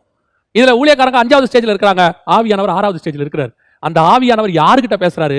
சபைக்கு பேசுறாரு. நீங்க 7வது ஸ்டேஜ்ல இருக்கிறோம். நீங்க இப்போ ஒரு வசனம் உங்களுக்கு ரீச் ஆகும்போது 6 ஸ்டேஜை கடந்து 7வது ஸ்டேஜ்ல உங்ககிட்ட வந்து சேருது. ஒவ்வொரு வாரமும் பரலோகத்திலிருந்து வார்த்தை உங்களுக்கு வரும்போது 7 ஸ்டேஜை கிராஸ் பண்ணி வருது. அதுதான் ப்ரீஷியஸ். அப்ப இவ்வளத்தையும் கொளுத்தி எங்க வைக்கிறார் வசனத்தை? மேல வைக்கிறார். விளக்கு தண்டின் மேல் இயேசு, அதுக்கு விளக்கு தண்டு, அது மேல இயேசு, அது மேல பரிசுத்த ஆவி, என்ன அது வழியா வசனம். இதெல்லாம் சேர்ந்து தான் உங்களுக்குள்ள வசனம் வருது. அப்போ இந்த வசனம் உங்களுக்கு வருவதற்கு காரணமாக இருக்கிற அந்த ஊழியக்காரனை வசனம் சொல்லுது அபிஷேகம் பண்ணப்பட்டு. நிறைய ஊழியக்காரங்க நீங்க அவங்களுடைய லைஃப் ஸ்டைலை பாருங்க, சனிக்கிழமை வெளியே வரவே மாட்டாங்க. நாங்க பார்த்துருக்கிறோம், எத்தனையோ ஊழியக்காரங்களை பார்த்துருக்கோம். அதுக்கு பேரு காத்திருப்பு நாள்னு பேரு. ஞாயிற்றுக்கிழமை ஆராதனையில் அவங்க செய்தி கொடுக்க போறாங்கன்னா, இப்போ மத்திய கிழக்கு நாடுகள்ல வெள்ளிக்கிழமை செய்தி கொடுக்க போறாங்கன்னா, வியாழக்கிழமை தேவ சமூகத்தில் அப்படி காத்திருப்பாங்க, சனிக்கிழமை தேவ சமூகத்தில் காத்திருப்பாங்க, கர்த்தரிடத்துல இருந்து வார்த்தையை வாங்கிட்டு வருவாங்க. ஒருவேளை அந்த சனிக்கிழமை நைட்டு வரைக்கும் கர்த்தருடைய வார்த்தை வரலனா, சில ஊழியக்காரங்க படுற பாடம் நான் பார்த்துருக்கிறேன். ஒரு மூத்த ஊழியர், ஏறக்குறைய 30-35 வருஷமா ஊழியம் பண்ற ஒரு ஊழியர், ஒரு நாள் ராத்திரி எனக்கு ஒரு 10:30 மணிக்கு மேலே ஃபோன் பண்ணார். ஃபோன் பண்ணி, ஜெகன் நாளைக்கு நீ ஃப்ரீயா இருக்கிறியான்னு கேட்டார். நான் சொன்னேன், ஃப்ரீயா தானே இருக்கிறேன், என்னென்ன விஷயம் அப்படின்னு சொல்லி கேட்டேன். இது நடந்து ஒரு 10 வருஷத்துக்கு முன்னாடி. ஃப்ரீயா தானே இருக்கிறேன். அவர் சொன்னார், நாளைக்கு என் சபைக்கு செய்தி கொடுக்க வரியா அப்படின்னு. எனக்கு ஆச்சரியமா போச்சு. என்னென்ன நீங்க என்ன கூப்பிடுறீங்க? நீங்க இருக்கும்போது நான் எப்படி செய்தி கொடுக்க முடியாங்க? இல்ல, நானும் 10-11 மணி வரைக்கும் வெயிட் பண்ணிட்டேன், கர்த்தருடைய வார்த்தை இன்னும் எனக்கு வரல, எனக்கு இப்போ என்ன பண்றதுன்னு தெரியல. யோசித்து பாருங்க, அந்த மூத்த ஊழியருக்கு நினைச்சா அவர் கொடுத்த 1000 கணக்கான செய்தி அவர் டைரியில் இருக்கு. 1000 கணக்கான செய்தி டைரியில் இருக்கு. ஏதோ ஒரு செய்தியை தூசி தட்டி இந்த காலத்துக்கு ஏற்ற மாதிரி கொடுக்க அவங்களுக்கு தெரியாதா? They have the experience. எவ்வளவு அனுபவங்கள் அவங்களுக்கு உண்டு. ஆனா என்ன செய்தாங்க தெரியுமா? இன்னைக்கு ஃப்ரெஷ்ஷா எனக்கு கர்த்தரிடத்துல வார்த்தை வேணும், நாளைக்கு காலையில பேசுறதுக்கு எனக்கு இன்னைக்கு வார்த்தை வேணும் ஆண்டவரே. அதுதான் ஆண்டவர் சொல்றாரு, அன்னன்னைக்கு போய் மன்னாவை எடுத்துக்கிட்டு வா, அன்னன்னைக்கு போய் மன்னாவை எடுத்துட்டு வா, சேர்த்து வைக்காத. நாளைக்கு மன்னாவை இன்னைக்கு வைக்காத, அது பழைய மண்ணா, பூச்சி வந்துடும். அப்ப நான் என்ன செய்யணும் ஆண்டவரே? இன்னைக்கு ஒரு மன்னாவை இன்னைக்கு எடு, அப்பப்ப ஃப்ரெஷ்ஷா கொண்டு வந்து கொடுன்றார் ஆண்டவர். ஒரு ஊழியக்காரனோட வேலை என்ன தெரியுமா? இன்னைக்கு செய்தி கொடுக்க போறதா தேவ சமூகத்தில் காத்திருக்கணும். என்ன வார்த்தை நான் கொடுக்கணும் ஆண்டவரே? இது பாஸ்டர், எவாஞ்சலிஸ்ட், தீர்க்கதரிசி, அப்போஸ்தலன், சுவிசேஷகன், யாரா இருந்தாலும் இதான் மெத்தட். கர்த்தருடைய வார்த்தையை புல்பிட்ல ஏறி நீங்க கொடுக்கறதுக்கு முன்னாடி தேவ சமூகத்தில் காத்திருந்து கர்த்தர் கொடுத்தாருங்கிற நிச்சயம் வராம அந்த வார்த்தையை கொடுக்க கூடாது. ஈவன் தான் உங்ககிட்ட 10 மெசேஜ் இருக்கும், நல்ல பாயிண்டா இருக்கும், நல்லா ரெடி பண்ணி வச்சிருப்பீங்க. ஆனா ஆண்டவர் சொல்லணும், இதை கொடுன்னு சொல்லணும், அப்பதான் கொடுக்கணும். என்ன தெரியுமா? கர்த்தர் அந்த வார்த்தையை கொடுக்க சொன்னார்னா, ஒருவேளை அதுல உங்ககிட்ட கொஞ்சம் பாயிண்ட்ஸ் நீங்க சரியா கூட எடுத்துக்க மாட்டீங்க. ஒருவேளை அங்க போய் பிரசன்ட் பண்ற மாதிரி கூட இருக்கும். அந்த நேரத்தில் என்ன தோணும் தெரியுமா? ஐயோ, இதை எப்படி கொடுக்க போறோம், இந்த பாயிண்ட்ஸ் எல்லாம் இன்னும் நம்ம ரெடி பண்ணலையே, போய் மேல நின்னா எப்படி கொடுக்க போறோம்? நான் சொல்றேன், அந்த இடத்துல ஆவியானவர் உன் மூலமா கிரியை செய்வார், ஆவியானவர் பேசுவார். அன்னைக்கு தான் ஜனங்க சொல்லுவாங்க, என்ன சொல்லுவாங்க தெரியுமா? ஓ, உங்க வாயிலிருந்து புறப்பட்டது ஆவியானுடைய வார்த்தை அப்படிம்பாங்க, ஆவியானுடைய வார்த்தைம்பாங்க. காரணம், ஆவியானவர் இடைப்படுவார். ஏன்னா அவர் சொன்னது அன்னைக்கு. ஒருவேளை நான் ப்ரிப்பேர் பண்ண மெசேஜ் எடுத்துட்டு வந்துட்டு, ஓகே ரைட் ஃபைன், இது நல்ல பாயிண்ட், இதை கொடுப்போம் அப்படியே நீங்க நல்லா ஏற்ற இறக்கத்தோட நல்ல 2 பாட்டையும் பாடி 2-3 கதையும் சொல்லி இன்னைக்கு மிரட்டிடலாம் அப்படின்னு போய் நீங்க கொடுத்துட்டு வருவீங்க. ஒரு அசைவு இருக்காது கூட்டத்தில், காங்கிரிகேஷன்ல ஒரு அசைவு இருக்காது, மண்ணு மாதிரி உட்காந்துருப்பாங்க. உங்களுக்கு முழு தோல்வி அடைஞ்சிருப்போம். ஏன் என்னன்னு தெரியாது, நல்ல மெசேஜ் தானே. ஒரு சிலர் என்ன பண்ணிடுவாங்க தெரியுமா? அவங்க குறைய ஒத்துக்காம, கிரௌடு சரியில்லை, கிரௌடுக்குள்ள வசனம் போல இல்லைங்க, நாம ரெடி ஆகணும். அதுவும் இருக்கு. சில இடங்கள்ல கற்பாறை நிலம் இருக்கு, என்ன போட்டாலும் உள்ள போகாது, அது வேற. ஆனா நாம ப்ரிப்பேர் ஆக வேண்டியது ப்ரிப்பேர் ஆகணும். சில ஊழியக்காரங்க அப்படிதான் எங்களுக்கு சொல்லி கொடுத்துருக்காங்க, கர்த்தர் சொல்லாம வசனத்தை கொடுத்துறாத. தைரியமா சொல்ல, இன்னைக்கு வசனம் இல்ல, நான் சொல்ல கொடுக்க முடியாது, வேற ஒருத்தரை கூப்பிட்டு கொடுக்க சொல்லுங்க, தப்பே கிடையாது. ஆனா நீங்க புல்பிட்ல நிக்கும் போது கர்த்தரிடத்துல இருந்து வாங்கிட்டு வரணும். இன்னைக்கு அப்படி புல்பிட்ல இருந்து பேசுற ஊழியக்காரங்க ஒரு சிலர் ஆகி போயிட்டாங்க. ஒரு சிலர் காத்திருந்து கர்த்தரிடத்துல இருந்து வசனையை வாங்கிட்டு வர அந்த வல்லமையுள்ள ஊழியக்காரர்கள் ஒரு சிலர். இன்னைக்கு நிறைய பேர் என்ன தெரியுமா, அபத்தம். அப்படியே டைரியில நிறைய எழுதி வச்சிருக்கிறது அப்படியே திருப்பறது உட்காந்து சனிக்கிழமை என்ன கொடுக்கலாம், நைட்டு 11 மணிக்கு அப்படியே எடுத்துட்டு அந்த டைரியில ஒரு இதை வச்சு நாளைக்கு இதை கொடுத்துருவோம் அப்படின்ட்டு வரவங்க. ஒரு ஊழியக்காரரை பத்தி கேள்விப்பட்டேன். நான் யாரையும் குறை சொல்றது இல்லை, எந்த ஊழியக்காரனும் நமக்கு தெரிய வேண்டாம். இப்படிப்பட்ட நீங்க செய்யக்கூடாதுங்கிறது தான் சொல்றேன். அப்படியே வருவாராம், காங்கிரிகேஷன்ல வந்து வருவாராம். வரும்போது அங்க உட்காந்துருக்கிற ஒரு பையனை, தம்பி ஏதாவது ஒரு வசனம் சொல்லு அப்படின்னு பாராம். அவனுக்கு தெரிஞ்ச வசனத்தை, ஐயோ கேட்கறாரு ஊழியக்காரர் கேட்கறாருன்ட்டு திடீர்னு ஒரு வசனத்தை சொல்லுவாராம். உடனே கூட்டத்தில் ஏறி நேற்று ராத்திரி ஆண்டவர் இந்த வசனத்தை கொடுத்தாருன்னு பேசுவாராம். அந்த பையன் வந்து சொல்றான், அண்ணே நான் தானே அந்த வசனத்தை கொடுத்தேன். நல்லா கவனிச்சுக்கொள்ளுங்க, புல்பிட் என்பது மனுஷன் பேசுறதுக்காக கர்த்தர் உருவாக்கின இடம் இல்லை, தேவன் பேசுவதற்காக உருவாக்கின இடம். நாம பேசுறதுக்கு நிறைய இடம் இருக்குங்க. வீட்டில் பேசிக்கலாம், காட்டில் பேசிக்கலாம், எங்க வேணா பேசிக்கலாம். ஆனா இந்த இடத்துல இருந்து மட்டும் கர்த்தர் தான் பேசணும், வேற யாரும் பேசக்கூடாது. கர்த்தருடைய வார்த்தை வரணும். அப்படி கர்த்தருடைய வார்த்தை வந்தும் நீ கேட்காமல் போனால், கர்த்தர் உங்ககிட்ட பேசிக்கிட்டே இருப்பாரு, நீ கேட்காமல் போனால், வசனம் சொல்லுது, உன் விளக்கு தண்டை அதன் இடத்திலிருந்து நீக்கி விடுவேன். நிறைய ஊழியக்காரங்க பாடுபட்டு ஊழியம் பண்றாங்க, கஷ்டப்பட்டு ஊழியம் பண்றாங்க. அவங்க சொல்ற வார்த்தையை கேட்டிருக்கிறேன், எவ்வளவோ கஷ்டப்படுறேன், ஆனா ஜனங்களுக்குள்ள ஒரு அசைவு இல்லை. எவ்வளவோ செஞ்சு பார்க்கிறேன், இந்த ஜனங்க மண்ணு மாதிரி இருக்காங்க. எவ்வளவோ சுவிசேஷம் சொல்லி பார்த்துட்டேன், ஒரு கிரியை இல்லை. ஆண்டவர் எதுக்கு தெரியுமா அவங்களை வச்சிருக்கிறாரு? பல நேரங்களில் ஊழியர்கள் இவ்விதமாய் சொல்லியிருக்கிறாங்க, என்ன ஏன் ஆண்டவர் இந்த இடத்துக்கு கொண்டு வந்தாருன்னே தெரியல, இங்க கொண்டு வந்து வச்சிருக்கிறாரு. இங்க ஒருத்தர் கூட ரட்சிக்கப்பட்டவங்க இல்லை, ஒருத்தர் கூட வசனத்தை ஏற்றுக்கொள்கிறவங்க இல்லை. ஆனா இங்க கொண்டு வந்து என்ன ஆண்டவர் வச்சிருக்கிறாரு, நான் என்னத்துக்காக இங்க இருக்கனே தெரியலம்பாங்க. எதுக்காக இருக்கீங்க தெரியுமா? நீங்க இருக்கிற அந்த இடம் இருக்க கர்த்தருடைய பார்வையில் அழிவுக்கு நேரான இடம். அங்க இருக்கக்கூடியதான கர்த்தருக்கு அருவருப்பான காரியங்கள் அவ்வளோ இருக்கும் அந்த இடத்துல. கர்த்தர் வந்து இந்த இடத்த அழிச்சிடலாங்கிற இடம் அளவுக்கு வந்திருக்கும். அந்த இடத்துக்கு கர்த்தர் கொடுத்திருக்கிற கடைசி சான்ஸ் யாருன்னா நீங்க தான். ஏன் தெரியுமா? ஒரு ஊழியக்காரன் அங்கே அனுப்பிடுவார். அனுப்பிட்டு அந்த ஊழியக்காரன் போய் அங்கே ஒரு 5-10 நீதிமான உருவாக்கிட்டாருன்னு வச்சுக்கோங்களேன், அந்த இடம் பாதுகாக்கப்படும். ஏன்னா நமக்கு வசனம் தெளிவா இருக்கு, 10 நீதிமான் இருந்தால் அந்த இடத்தை கர்த்தர் என்ன செய்ய மாட்டாரு, அழிக்க மாட்டார்.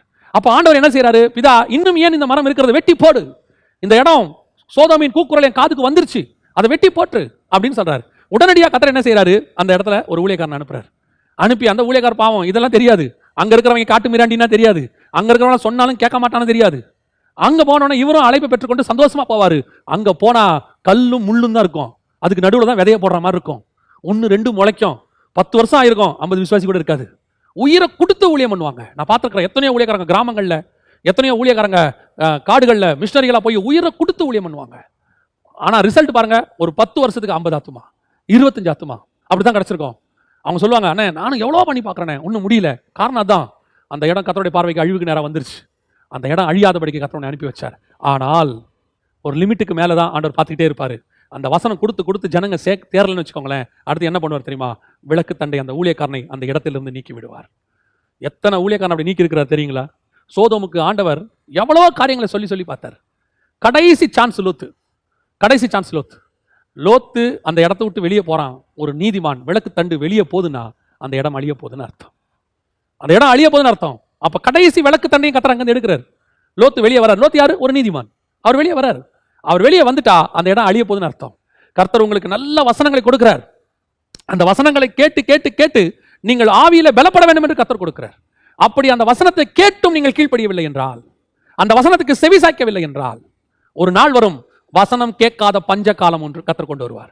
இந்த பஞ்சத்தை கர்த்தரே கொண்டு வருவார். ஆமோஸ் 8:11 சொல்லுது, கர்த்தருடைய வசனம் கேட்க கிடையாத பஞ்சத்தை அனுப்புவேன். பஞ்சத்தை கர்த்தர் அனுப்புவார். ஏங்க பஞ்சம்? இப்ப அப்ப இருக்கவங்க என்ன சொல்லுவாங்க, அந்த பஞ்சத்தை கர்த்தர் எப்படி அனுப்புவாரு? கர்த்தர் வசனம் கேட்க கிடைக்காம பண்ணுவாரா? நல்லா தெரிஞ்சுக்கொள்ளுங்க, கர்த்தர் ஒரு லிமிட்டுக்கு மேல போச்சுன்னா, ஒரு லிமிட்டுக்கு மேல போச்சுன்னா கர்த்தர் தான் உண்டாக்கினதை அவரே அழிப்பார். அவர் நாட்டினதை அவரே பிடுங்குவார். அவர் விளைய பண்ணினதை அவரே அழித்து போடுவார். அவர் உருவாக்கினதை அவரை மொட்டையடிப்பார். அவரால் அது முடியும். அவரை ஏன் நீங்க கேட்க முடியாது? அவர் உண்டாக்கின பூமியை அவரே தண்ணியில அழிப்பார். அவர் கட்டின தேவாலயத்தை, எருசலேம் தேவாலயத்தை அவரே இடித்து போடுவார். அது அவரால் முடியும். ஏன்? எருசலேம் தேவாலயத்துக்குள்ள அருவருப்பு காணப்பட்டால் அதை செய்வார். இன்னைக்கு செய்ய மாட்டாரு. இன்னைக்கு அந்த அருவருப்பு, எருசலேம்ல இருந்து அருவருப்புலாம் இன்னைக்கு இல்லைங்க. நாம அப்படியா செய்யறோம்? எருசலேம்ல இருந்து அருவருப்பு வேறு, இன்னைக்கு தேவாலயத்தில் இருக்கிற அருவருப்பு வேறு. இன்னைக்கு கர்த்தர் இல்லாத, கர்த்தர் அருவருக்கிற பொருள் ஆசையும், கர்த்தர் அருவருக்கிறதான பண ஆசையும் எல்லாம் இருக்கு. இன்னைக்கு கர்த்தர் பார்க்கிறார்ல எல்லாத்தையும். அப்ப என்ன பண்றாரு? வசனம் கேட்க கிடையாத காலம் பஞ்சம் வரும். விளக்கு தண்டை கர்த்தர் எடுப்பார். வசனம் கேட்க முடியாத டைத்தை கர்த்தர் உண்டாக்குவார். காரணம், கொடுக்கப்பட்ட வசனத்துக்கு நீங்கள் என்ன செய்தீர்கள்? இத்தனை வருஷம் கர்த்தர் பேசினார, என்ன செஞ்சோம்? அந்த வசனத்தை கீழ்பட்டோமா? சபைக்கு போகும்போது இப்ப தெரியல. இப்ப இந்த 70 நாளைக்கு முன்னாடி சபைக்கு ஒவ்வொரு வாரமும் போகும்போது இந்த மேன்மை நமக்கு அப்ப தெரியல. வசனம் கொடுக்கும்போது அசட்டை உட்காந்து போனை நோண்டிட்டு இருக்கிறது, வசனம் கொடுக்கும்போது அசட்டை தூங்குறது. என்ன கேட்டா நான் நைட் ஷிஃப்ட், அதனால டயர்டாகி தூங்குனேன்.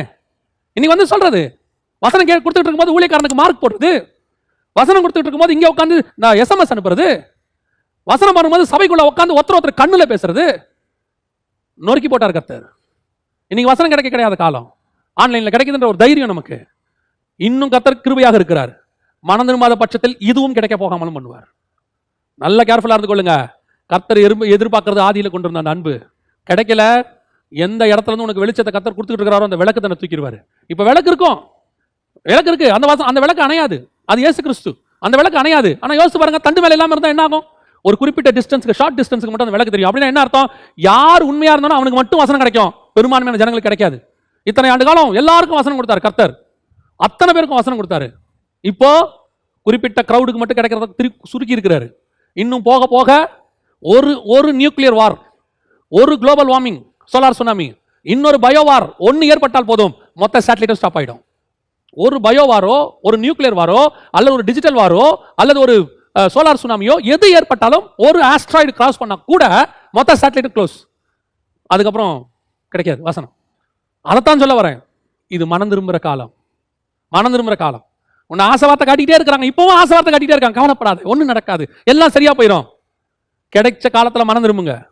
மனம் திரும்பா விட்டால் கர்த்தர் விளக்கு தண்டை எடுத்து போடுவார். உன் ஊழியக்காரனை உன்னிடத்தில் நீக்கி போடுவார், வசனத்தை நீக்கி போடுவார். வேதம் கிடைக்காதபடிக்கு ஒரு காலத்தை கர்த்தர் உண்டாக்குவார். ஆண்டவர் நமக்கு எச்சரிப்பு கொடுக்கிறார். கர்த்தருடைய வார்த்தை நம்ம மத்தியில கடந்து வந்து கொண்டு இருக்கிறது. மனம் திரும்புவோம். அதான் சொல்றேன், எல்லா இடத்துலையும் நீங்க பைபிள்ல பாருங்க, ஒரு அசம்பாவிதம் உலகம் ஃபுல்லா நடக்குதா, உடனடியா ஜனங்க மனம் திரும்புறாங்க, உடனடியா ஜனங்க முழங்கால் போடுறாங்க. ஆண்டவரே, ஆமா. நிறைய பேர் என்ன கேட்கறாங்க, நாங்க என்ன தப்பு செஞ்சோம், நாங்க ஒண்ணுமே செய்யலையே, பாவமே செய்யலையா? சரி, நீங்க பாவம் செய்யாத பூரண பரிசுத்தவான்கள்னே வச்சுக்கோங்க. உங்களை நீங்க பாவமே செய்யாத 100% பரிசுத்தவானே வச்சுக்கோங்க. தானியேல் புத்தகத்துல போய் தானியேல் வந்து ஜெபம் பண்றாரு. என்ன சொல்லி ஜெபம் பண்றாரு? தானியேல் புத்தகத்துல நாங்கள் பாவம் செய்தோம்னு ஜெபம் பண்றாரு. தானியேல் பாவம் செஞ்சாரா? தானியேல் பாவம் செஞ்சாரா? எருசலேம்ல இருக்கும்போது, எருசலேம் தேவாலயத்தில் அவள் அருவருப்பு நடந்தபோது தானியேல் ஒழுக்கமா ஜெபம் பண்ணாலு. ஏன்னா வசனம் சொல்லுது, அவன் எருசலேம்ல எப்படி ஜெபம் பண்ணானோ அப்படியே ஜெபம் பண்ணான். அவன் எப்படி எருசலேம்ல இருந்தாலும் அதே மாதிரி உண்மை உள்ளவனாக இருந்தான். எருசலேம்ல வந்த உடனே ராஜாவுடைய பதார்த்தத்தை தீட்டுப்படுத்த மாட்டேன்னு சொல்லிட்டாரு. So he is perfect. அங்க எப்படி இருந்தாரோ அப்படியே தான் இங்க இருந்தாரு. ஏன் இந்த பரிசுத்தவான் வந்தாரு? இந்த பரிசுத்தவானுக்கு ஏன் சங்கிலி கையில? சாத்ராக் மேஷாக் ஆபேத்நேகோக்கு ஏன் சங்கிலி? அவங்க எல்லாம் சிலை வழிபாடு பண்ண மாட்டேன்னு இங்க அவ்வளவு வைராக்கியமா இருந்தவங்க எருசலேம்ல எவ்வளவு வைராக்கியமா இருந்திருப்பாங்க. ஏன் மொர்தெக்காய் வந்தாரு? வசனம் சொல்லுது, எக்கோனியா காலத்துல அவன் ராஜா சிறையிருப்பு கொண்டு வந்த போது மொர்தெக்காயும் வந்தான்னு இருக்கு. ஏன் இந்த பரிசுத்தவான் எஸ்ரா இவங்கெல்லாம் ஏன் வந்தாங்க? இவங்கெல்லாம் என்ன பாவம் செஞ்சாங்க? இல்லைங்க, உலகம் முழுவதும், எருசலேம் முழுவதும் ஒரு பாவம் வரும்போது அது சில பரிசுத்தவான்களையும் பாதிக்கும். ஆனால் அவைகளுக்கு நடுவில் அந்த பரிசுத்தவான்களை கர்த்தர் பத்திரமாக பாதுகாப்பார். அதனாலதான் இன்னைக்கு நிறைய பரிசுத்தவான்கள் தப்பிச்சிட்டு இருக்காங்க. இந்த விவரம் முடியாம ஒரு சிலர், நாங்க செய்யலையே, எங்களுக்கு ஏன் இப்படி நடக்குது அப்படின்னா அது கர்த்தருடைய கோபம் இல்ல. கர்த்தர் ஒட்டுமொத்தமா கோபப்படும் போது தங்களுடைய ஜனங்களை அதில் பத்திரமாய் பாதுகாக்கிறார். எருசலேம் முழுக்க வந்தாலும் எருசலேமில் இந்த பெருமூச்சு விட்டு அழுகிற கூட்டம் ஒன்று இருந்துச்சு, அவங்களை பத்திரமா பாதுகாத்தார். இன்னைக்கு அதான் நடக்குது. ரொம்ப கேர்ஃபுல்லா இருந்து கொள்ளுங்க. கர்த்தர் மனம் திரும்பத்துக்கு நமக்கு வாய்ப்பு கொடுத்திருக்கிறார். ஆதி அன்புக்கு திருமணம். நாங்கள் பாவம் செய்தோம். யாரு? தானியேல் சொல்றாரு. அவர் பாவம் செஞ்சாரா? நம்ம பார்வையில் சொன்னா அவர் பரிசுத்தவான். அவர் என்ன சொல்றாரு? சிங்க கபில தூக்கி போட்டா கூட என்ன சாவடிக்க முடியாதுங்க, அந்த அளவுக்கு பரிசுத்தவான். அந்த அளவுக்கு பரிசுத்தவான் இன்னைக்கு யார் இருக்கிறாங்க நமக்கு தெரியல. அவர் இருக்கிறாரு. ஆனா அவர் என்ன வார்த்தை சொல்றாரு தெரியுமா? நாங்கள் பாவம் செய்தோம். ஆனா இன்னைக்கு இருக்கிற பரிசுத்தவான் என்ன சொல்றாரு தெரியுமா? நாங்க எங்க பாவம் செஞ்சோம், எங்களுக்கு ஏன் இப்படி நடந்துச்சு, அப்ப நாங்க அது பாவத்தினால வந்தது இல்லை. இன்னைக்கு நம்ம துணிகரமா பேசுறோம். முதல்ல தாழ்த்தணும். ஆண்டவரே, நாங்கள் பாவம் செஞ்சோம், எங்களை மன்னிச்சிருங்கன்னு சொல்லணும். ஏன்? நம்ம யாரும் இங்க பூர்ண பரிசுத்தவான்கள்லாம் கிடையாது. இங்க தானியேல் அளவுக்குலாம் கிடையாது. தானியேல் அந்த இடத்துல தாழ்த்துறாரு தன்னை. ஆண்டவரே, நாங்கள் பாவம் செய்தோம். கவனிச்சுக்கொள்ளுங்க, விளக்கு தண்டை நீக்கிற காலம் வந்திருக்கிறது. ஆண்டவர் சொல்றாரு, மனம் திரும்பு. நீ மனம் திரும்பாத பட்சத்தில் உன் விளக்கு தண்டை அதனிடத்திலிருந்து நான் நீக்கி போடுவேன். இன்னைக்கு நாம மனம் திரும்ப வேண்டிய காலத்தில் இருக்குது. வெறும் நியாயத்தீர்ப்பை மட்டும் கர்த்தர் சொல்லிட்டு முடிக்கல. ஒருவேளை நீங்கள் மனம் திரும்பும் பட்சத்தில் கர்த்தர் சொல்ற வார்த்தையை நான் சொல்லிட்டு முடிக்கிறேன். 2ஆம் அதிகாரம் வெளிப்படுத்தின விசேஷம் 7வது வசனம். ஆவியானவர் சபைகளுக்கு சொல்லுகிறதை காதுள்ளவன் கேட்க கடவன். நீ கேளு. அப்படி நீங்க கேட்டுட்டீங்கன்னா, ஜெயம் கொள்ளுகிறவன் எவனோ அவனுக்கு தேவனுடைய பரதேசியின் மத்தியில் இருக்கிற ஜீவ விருட்சத்தின் கனியை புசிக்க கொடுப்பேன் என்று எழுது. ஒருவேளை நீங்கள் அந்த வார்த்தைக்கு செவி கொடுத்து, ஆண்டவரே, ஆதி அன்புக்கு திரும்புறோம்ப்பா, திருப்பி நாங்கள் அதே இடத்துக்கு வரோம் ஆண்டவரே, நாங்கள் ரட்சிக்கப்பட்ட புதுசுல உங்க மேல எவ்வளவு அன்பா இருந்தோம், ஊழியத்துக்கு வந்த புதுசுல எவ்வளவு வைராக்கியமா இருந்தோம், ஆண்டவரே பரிசுத்தாவின் அபிஷேகத்தை பெற்ற புதுசுல எவ்வளவு நாங்க உங்களுக்கு என்று வைராக்கியம் உள்ள சாட்சிகளாக நின்றோம். அந்த மாதிரி நாங்க மீண்டும் வரத்துக்கு வரணும் ஆண்டவரே. நாங்க மனம் திரும்புறோம்னு சொல்லி பாருங்க. நாங்க உலகத்துக்கு பின்னாடி போயிட்டோம், பணாசைக்கு பின்னாடி போயிட்டோம், சம்பாத்தியத்துக்கு பின்னாடி போயிட்டோம், லௌகிக கவலைகளுக்கு பின்னாடி போயிட்டோம், பெருந்தண்டிக்கு பின்னாடி போயிட்டோம். நாங்க நீங்க மனம் திரும்புற ஆண்டவரே, ஆதி அன்புக்கு நாங்க வரோம், எங்களை ஏற்றுக்கொள்ளுங்கப்பான்னு சொல்லி நம்ம மனம் திரும்பும் போது ஆண்டவர் சொல்றாரு, முன்னிலைமை விட மேலான காரியம் என்ன தெரியுமா? ஜீவ விருட்சத்தின் கனியை உனக்கு புசிக்க கொடுப்பேன்னு கர்த்தர் சொல்றார். ஜீவ விருட்சம் எங்க இருக்கு தெரியுமா? பரதீசின் மத்தியில் இருக்கிறது. ஆண்டவர் விளக்கு தண்டை நீக்கி போடுறதும் ஜீவ விருட்சத்தை கொடுக்கறதும் நம்ம கையில தான் இருக்குது.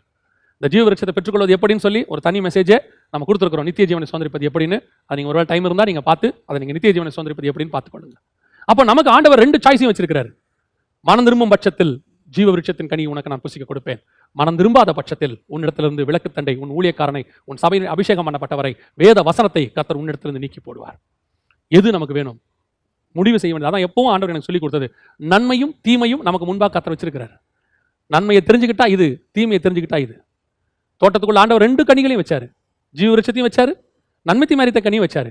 2த்தையும் சொன்னாரு, ஜீவ விருட்சத்தை சாப்பிட்டா என்றென்றைக்கும் உயிரோடு இருப்பான், இதை சாப்பிட்டா சாகவே சாவாய். 2 இருக்கு. தெரிஞ்சு கொள்றது நம்ம கையில தான் இருக்கு. ஆதி அன்பை தெரிஞ்சுக்கிட்டு உலகம் எனக்கு பாத்திரம் அல்ல, உலகம் என் பின்னே, சிலுவை என் முன்னே எடுத்துக்கிட்டு நீங்க நடந்து பாருங்க, நீங்க உங்களுடைய பாதை நித்திய ஜீவனை சுதந்திரிக்கிற பாதையாக இருக்கும். உங்களுடைய பாதை பரதேசின் மத்திக்கு போகிற பாதையாக இருக்கும். ஆதி அன்பை விட்டுட்டு உலக அன்புக்கு நேரா திரும்பி, உலகம் போதும், இப்ப கிடைக்கிற சந்தோஷம் போதும், இன்னைக்கு என்னன்னு பாருங்க, இன்னைக்கு நம்ம சந்தோஷமா இருக்கணும் அப்படின்னு நினைச்சு நீங்க முடிவு எடுத்தீங்கன்னா உங்களுடைய பாதையின் முடிவு விளக்கு தண்டி நீக்கப்பட்டு விளக்கு வெளிச்சம் ஒரு நாள் உங்களுக்கு இல்லாமல் போகும்.